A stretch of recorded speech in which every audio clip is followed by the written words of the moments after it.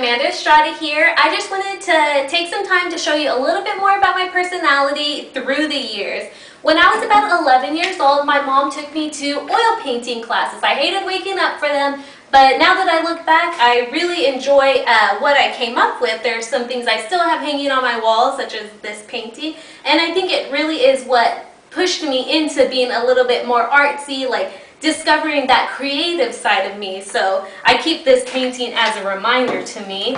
Moving on to about the age of 15, I celebrated my quinceañera. A quinceañera is a traditional coming-of-age party that we celebrate in the Mexican culture. It's a lot of fun. Traditionally, they serve something like a Mexican barbecue, but I was a little bit more difficult. I had my dad and his chef friends actually make chicken fettuccine alfredo for about 100+ people. And my dad wasn't a cook, but he did it for me, and so that was just a great memory that I have from my childhood.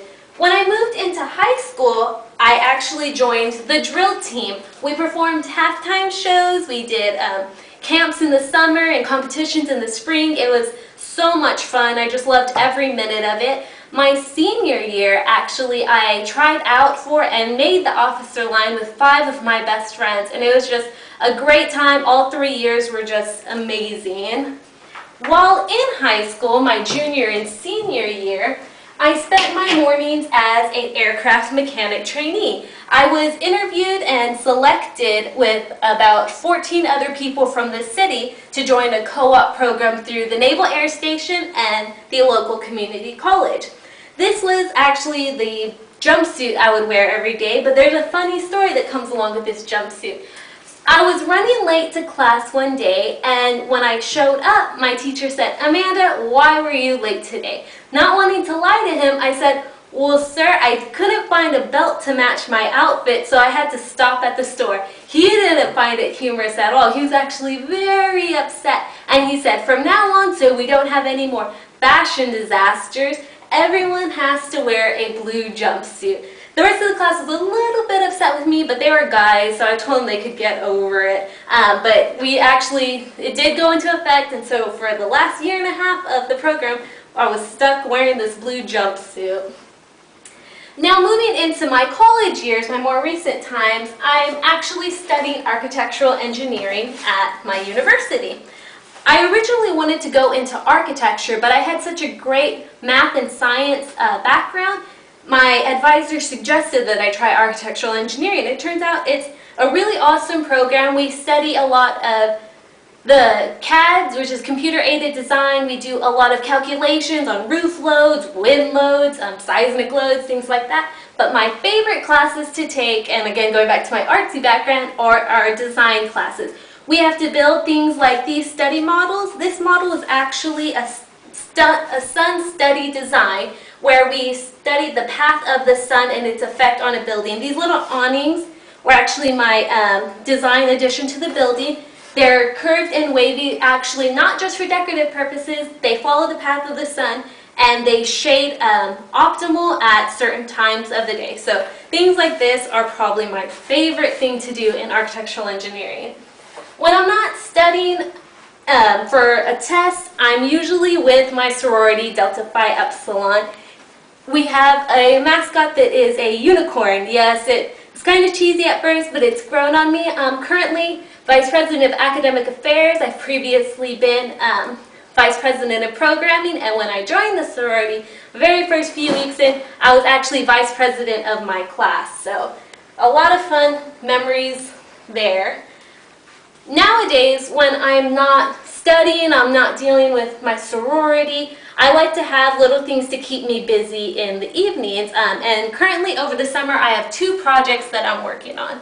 When my dad passed away last July, I wanted to do something special for him, something that would commemorate him and just keep his memory alive in the family for years. Much to my mother's displeasure, I went and took a lot of his shirts and cut them up the same week that he passed away. She was a little bit upset with me at the time, but now that she's seen what I've done, she's very appreciative. I made this quilt using swatches of all his shirts. As you can tell, he loved Hawaiian print. I've never made a quilt before, so it's been a learning process, but I'm almost done with it. I just need to put the binding on it, and it'll be good to go. It can stay in our family forever and just keep his memory alive. I only have a few more, probably a day's worth of work left on that, so when I'm finished with that, I'm actually currently working also on a dollhouse my boyfriend and I found on Craigslist.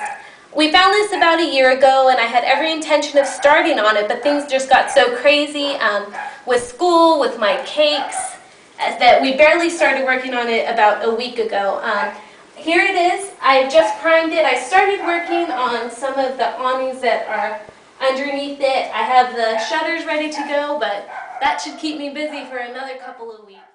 Since I am just a hobby baker, I don't have a shop with a lot of cake dummies to show you my process. What I can show you though is a picture of one of my favorite cakes. It's actually a topsy-turvy mini cake, a 2-inch layer, 4-inch layer, and a 6-inch square layer.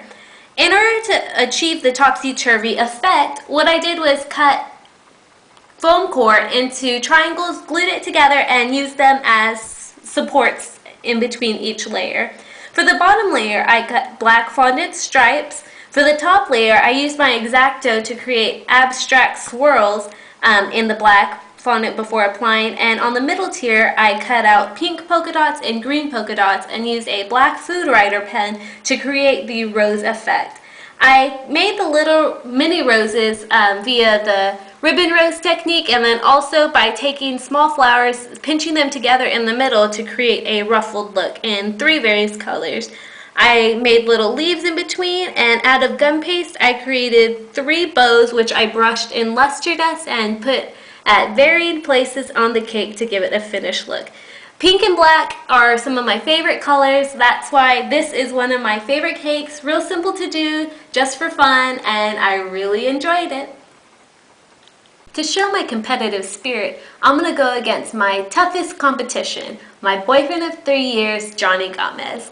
While my passion is cake decorating, his passion is golfing. And while my major is architectural engineering, his major is computer science. He likes to pick on me, saying that I don't know how to do simple math, so we're going to go head-to-head on a basic high school algebra problem and see who can do it fastest. Ready, Johnny? Yep. No. I said yep. Alright, let's go. I'm going to beat you once and for all, mister.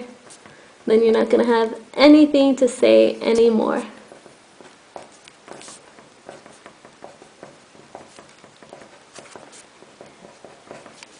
What was that? You think you can win? I don't think so. Hey, none of that language in here. I really do forget. And that's what happens when you make fun of me all the time.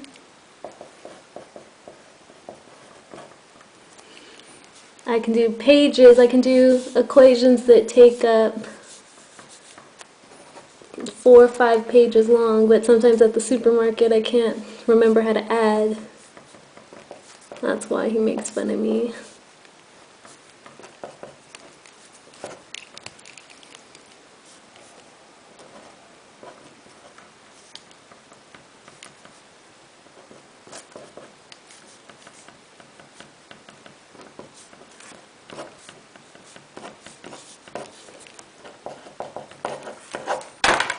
Eggs. And there you go. There's your proof.